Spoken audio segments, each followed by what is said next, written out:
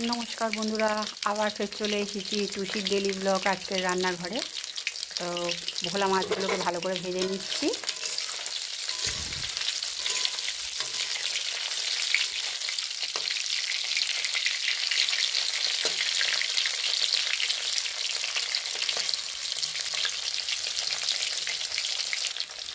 মাছগুলো ভালো করে লাল লাল করে ভেজে নেওয়া হয়ে গেছে। এখানে আলু, পেঁয়াজ, কাঁচা লঙ্কা, আদা রসুন বাটা আছে, অল্প একটু চিংড়ি মাছও আছে। এগুলো সব কিছু দিয়েই তরকারি করে নেবো। কালকে চতুর্দশী আছে, কালকে আর কিছু মাছ ফাছ সেরকমভাবে কিছু করবো না। চলো মাছগুলোকে তুলে নিই।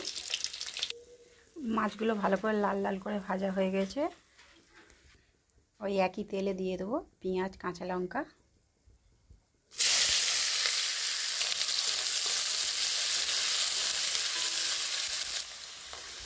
পেঁয়াজগুলো হালকা লাল হয়ে গেছে। কেটে রাখা আলুগুলো দিয়ে দেবো।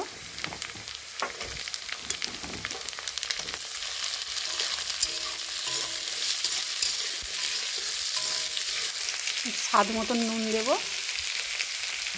আবারও একটু ভালো করে ভেজে নেব। আলুগুলো ভালো করে ভাজা হয়ে গেছে। এবার বেটে রাখা আদা রসুনটা দেবো, দিয়ে একটু ভালো করে কষিয়ে নেব। যতক্ষণ না আদা রসুনের কাঁচা গন্ধটা যাচ্ছে ততক্ষণ অবধি ভালো করে ভেজে নেব। আদা রসুনটা ভালো করে ভেজে নিয়েছি, দিয়ে দেবো গুঁড়ো জিরে। আবার একটু ভালো করে ভেজে নেব। জিরে গুঁড়োটা ভালো করে ভাজা হয়ে গেছে। এবার দেবো হলুদ গুঁড়ো, এবার দেবো লঙ্কার গুঁড়ো। ভালো করে একটু ভেজে নেব।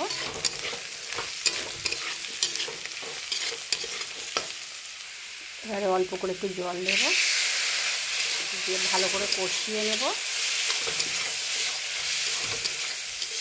যতক্ষণ না তেল ছেড়ে যাচ্ছে ততক্ষণ পর্যন্ত একটু কষিয়ে নেব।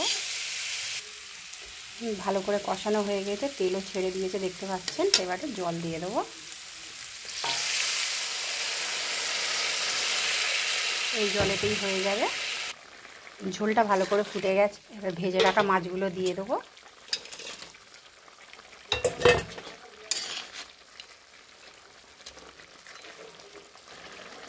তো আমাদের তরকারিটা রেডি হয়ে গেছে। বেশি শুকনো করবো না, কারণ এই দিয়েই বেটা ছেলেরা বাড়ির ভাত মেখে খাবে। তো তাই তো রান্নাটা কেমন হলো একটু কমেন্ট করে জানিও। তোমরা তো আর কমেন্ট করো না। আমি নতুন বন্ধু, আমার একটু পাশে থেকো তোমরা, তাহলে আমারও ভালো লাগবে ভিডিওগুলো করতে। সেরকম ভালোভাবে তো ভিডিওগুলো দেখাতে পারি না। তো যাই হোক, কেমন হলো একটু দেখে বলো। টাটা। আর যদি কারোর খাওয়ার ইচ্ছা হয় তো আমাদের বাড়িতে চলে আসবে। আচ্ছা, আমাদের রান্না কমপ্লিট হয়ে গেল। তো রান্নাটা কেমন হলো কিন্তু তোমরা আবার বলছি জানাবে। অনেক কষ্ট করে ভিডিওগুলো করি, যেরকম পারি ভাই সেরকমভাবে করি। তো কেমন হলো তোমরা জানাবে। আর যদি এই দিদির হাতের রান্না তোমাদের খেতে ভালো লাগে, দেখে যদি রান্না পছন্দ হয়, যদি খেতে ইচ্ছা হয়, তাহলে আমার বাড়িতে অবশ্যই আসবে তোমরা। তাই রাখছি, নমস্কার।